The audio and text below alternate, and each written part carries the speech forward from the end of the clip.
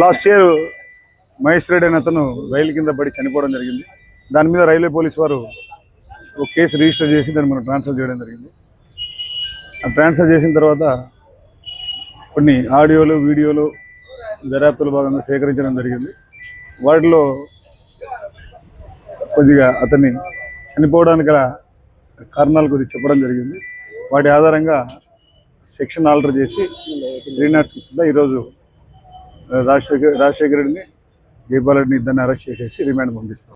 284/25లో railway వాళ్ళు 170 CrPC కింద మహేష్ రెడ్డి అనే అతను రైలు కింద పడి చనిపోవడం జరిగింది.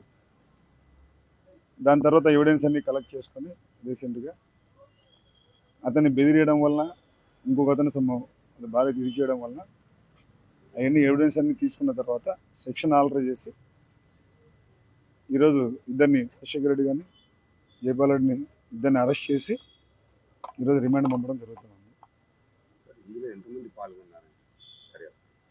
ఇద్దరు ముద్దాయిలు ఉన్నారు. ఇద్దరు ముద్దాయిలు.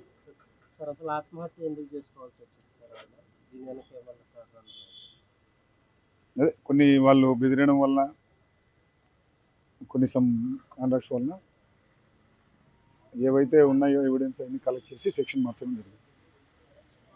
సోషల్ మీడియాలో పోస్ట్ చేయడం వల్ల వీళ్ళు బెదిరించారనేది చెప్తున్నారు సార్. అవన్నీ తేలుతాయి. ఇన్వెస్టిగేషన్ మొత్తం సెల్ ఫోన్ పంపించడం జరిగింది ఎఫ్ఎస్ఎల్కి. అన్ని రికార్డింగ్స్ వచ్చిన తర్వాత ఇన్వెస్టిగేషన్ ఫర్దర్ జరుగుతుంది. దాని మీద ఇచ్చినారు వీళ్ళిద్దరు. దానివల్ల మా కొడుకు చనిపోవడం జరిగిందని చెప్పినారు. వీడియోస్ బెదిరింపులు అన్నీ చూసిన తర్వాత మాకు ఆడియో, వీడియో క్లిప్పింగ్స్ అన్ని దొరకడం జరిగింది. దాని మీద సెక్షన్ ఆల్టర్ చేసి కేసులు ఇచ్చారు.